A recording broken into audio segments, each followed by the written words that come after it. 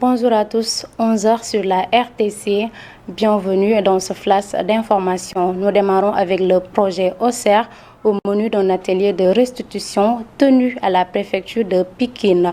L'objectif de cet atelier était de procéder à la restitution de l'étude de base, de présenter l'analyse des métiers porteurs, mais également de partager les résultats à mi-parcours et de diffuser le plan stratégique et le plan d'action du centre d'expertise régional du programme d'OSER. Cet événement a offert l'occasion de partager les données et les rapports auprès des différentes parties prenantes. C'est un compte-rendu signé Maïfaï. Ce projet a permis de renforcer les capacités de plus de 600 jeunes, comme en témoigne la coordonnatrice régionale du programme OSER, basée à Plan International Dakar, qui fait état des résultats obtenus à mi-parcours. Que sur les 1000 jeunes qu'on s'était fixés, nous avons déjà formé 666 globalement au niveau du Sénégal et au niveau de Pikine-Guédiawaye, donc la région de Dakar, on avait 600 jeunes à former. On est à mi-parcours, on est à 300 jeunes, dont 263 sont formés et certifiés, 230 sont en formation. Donc, il nous reste 104 jeunes à former et ils se sont déjà inscrits. Mais nous avons quand même des difficultés, ça il faudra le noter. L'insertion des jeunes demeure une priorité majeure dans le cadre de ce projet afin de leur permettre d'accéder à un emploi décent et durable. Déjà formés, il y a des jeunes qui ont déjà commencé à entreprendre, ils n'ont même pas attendu. Il y a des jeunes qui ont commencé à s'activer, mais il y a des jeunes aussi qui sont au niveau des entreprises et qui ont un travail salarié. Mais l'objectif final, c'est d'insérer tous les jeunes que nous avons formés. Et vous voyez que ce n'est pas chose facile, c'est trop ambitieux, mais on est en train de faire de notre mieux pour y parvenir. Pour sa part, la municipalité de Djiddah Thiaroye Kao réaffirme son engagement et sa disponibilité à accompagner cette initiative essentielle pour le développement local. D'abord, mettre le cadre adéquat pour que ces jeunes-là puissent exercer leur profession sans pour autant avoir certaines difficultés. Nous allons les accompagner pour l'obtention de certains papiers. Mis en œuvre en partenariat avec Plan Sénégal, ce projet revêt une importance capitale car il offre aux jeunes un accès à l'emploi et aux métiers porteurs, leur ouvrant ainsi de réelles perspectives d'avenir. Merci Maïfaï. Une organisation dénommée Mayo Wana Kerol, regroupant plus de 18 associations de développement et de la société civile de la Mauritanie et du Sénégal, a procédé à une distribution de kits alimentaires composés de sucre, d'huile et de riz, ainsi que des vêtements à des familles sinistrées des inondations des villages de Molé-Walo dans les communes de Dabia et Odobéré de l'arrondissement de Ourou-Sidi. Moussa Abdounion est le coordinateur des activités. Nous l'écoutons au micro de Oumar Sall. Venu appuyer les populations sinistrées, les populations qui ont été victimes des inondations qui ont eu lieu dans la vallée du fleuve Sénégal. Donc on est là en tant que représentant de 18 organisations. 18 organisations de la société civile de la Mauritanie, du Sénégal, mais également de la diaspora. Donc nous avons collecté de l'argent et cet argent-là donc a servi à acheter des kits alimentaires. On a pour les familles qui ont été touchées et nous avons essayé de voir quelles étaient donc les familles les plus touchées, ce qui était donc le plus dans le besoin. Nous avons sélectionné et aussi sur la base des appuis déjà reçus. Parce qu'il y a donc des sinistrés qui ont déjà reçu de l'État et d'autres bonnes volontés des appuis. Donc nous avons voulu privilégier ceux-là qui étaient en rade. Donc c'est dans ce cadre-là que nous avons eu à appuyer 4 sites au niveau de Podor. Ici nous sommes présentement à Molé-Walo.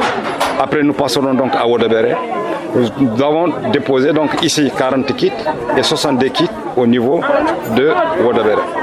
Ici donc le kit est composé de 25 kg de riz, de 5 kg de sucre, et de 5 litres d'huile. Il y a également un lot de vêtements qui a été donc donné, plus quelques détergents. Oumar Sall, au même moment, Dakar a abrité le festival alimentaire qui a servi lancement de la campagne « Je mange africain, je consomme local ». L'objectif de cette campagne est de renforcer le système alimentaire afin de rendre durable tout en renversant la tendance d'une économie transversée. Cette initiative est portée par COSIDEP, bien sûr en partenariat avec l'Alliance de la souveraineté alimentaire en Afrique et doit être mise en œuvre dans 5 pays du continent. À ce sujet, nous écoutons le coordinateur de SICODEV. 60% des terres arables qui existent en ce moment dans le monde sont en Afrique. Les plus grands cours d'eau sont en Afrique. Le soleil, nous en avons pour 360 jours sur 365. La jeunesse qui constitue la main-d'œuvre, nous l'avons ici. Les femmes qui sont à la base de la production alimentaire, à 60% se trouvent ici, en Afrique. Donc quand vous réunissez ces 5 conditions, qu'est-ce qu'il vous reste? Il ne vous reste plus que la volonté politique pour agréger toutes ces opportunités, tous ces atouts et dire nous allons y aller maintenant pour contrôler tout le système alimentaire, de la production jusqu'à la gestion des déchets. Nous devons chercher à contrôler tout notre système alimentaire pour le rendre durable. Autrement, notre dépendance sera toujours plus accrue. Nous allons toujours dépendre de l'extérieur et la Covid nous a appris à ne pas dépendre de l'extérieur. Et à Mbour, sur l'instruction de la hiérarchie, la sous-brigade d'hygiène de Tchadjaï effectue depuis hier une opération de désinfection et de désinsectation des églises et des presbytères de sa zone d'intervention. L'objectif est de prévenir les infections et des maladies durant les fêtes de Noël où les églises accueillent plusieurs fidèles. Plus de détails, c'est avec Pape Kairé. Pour réduire les maladies à transmission vectorielle pendant les messes de Noël, la sous-brigade d'hygiène de Tchadjaï procède ce jeudi et vendredi à la désinfection et à la désinsectisation des églises et presbytères. Comme il y a rassemblement lors des fêtes de Noël, il y a les églises sont pleines. Donc on a jugé nécessaire de désinfecter, de désinsectiser pour au moins amoindrir, parce que notre rôle premier c'est la prévention. La finalité c'est rompre la chaîne de transition et aussi lutter contre les maladies à transition vectorielle comme le paludisme, la dengue, aussi parce qu'il y a la Covid. La Covid est là jusqu'à présent, rhume et autres. Cette action de la sous-brigade d'hygiène est vivement appréciée par le curé de la paroisse de Fissel. On trouve déjà les locaux non seulement nettoyés mais pulvérisés. Je crois que c'est une très bonne chose. Et comme tu as bien constaté, c'est un espace assez vaste, 8 hectares quand même. C'est dire qu'il ne peut pas ne pas y avoir de moustiques. Il y a des moustiques, il y a pas mal d'autres insectes qui peuvent nous envahir et voilà, peuvent même nous créer des ennuis. Donc traiter vraiment l'environnement avant cette messe de minuit, c'est une très bonne chose. Autour de ce presbytère, tout a été traité, même les toilettes publiques. Donc j'avoue que ça a été très bien pensé et nous leur disons un très grand merci. L'activité de désinfection et de désinsectisation des églises et presbytères concerne l'ensemble des communes couvertes par le district sanitaire de Tchadjaï, que sont Tchadjaï, Sandiara, Fissel, Ndiaganiao et Sesen. Et le camp militaire de Landi Mankadjan de Bignona, abritant la 25e BRA, a accueilli les populations ainsi que les autorités civiles et militaires pour célébrer la fête patronale d'Essamaya. À cette occasion, le commandant a profité pour rendre hommage aux militaires blessés en guerre et aux veuves des soldats tombés au champ d'horreur. Plus de détails avec Jakaria Djedjou. La cérémonie qui nous réunit ce matin s'inscrit dans une logique de perpétuation et de vivification des traditions militaires. Elle a pu être pérennisée grâce à la détermination de mes prédécesseurs qui, en dépit des contraintes liées à la conduite des opérations dans cette zone militaire particulière, ont pu marquer ce moment important et l'inscrire dans les activités traditionnelles du bataillon. Essamay est une occasion de rassemblement de toute la famille du 25e BRA dans un élan de camaraderie. En même temps, Elle sert de support, de tradition, où le legs se transmet entre anciens et jeunes.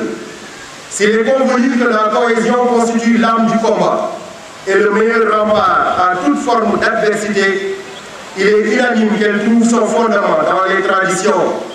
En effet, cette qualité indispensable à une unité de combat prend naissance dans le développement du sentiment d'appartenance, puis grandit dans le culte de l'esprit de corps, avant de s'épanouir dans la fierté de s'identifier à une unité particulière. C'est dans ce cadre que les actions de tradition sont redynamisées au 25e Béra à travers des rites tels que la fête Essamay, servant de passerelle intergénérationnelle de transmission des valeurs. Voilà, c'est ce qui met fin à ce bulletin d'information. Merci de l'avoir suivi et l'information continue sur uracsenegal.sn. Merci et au revoir.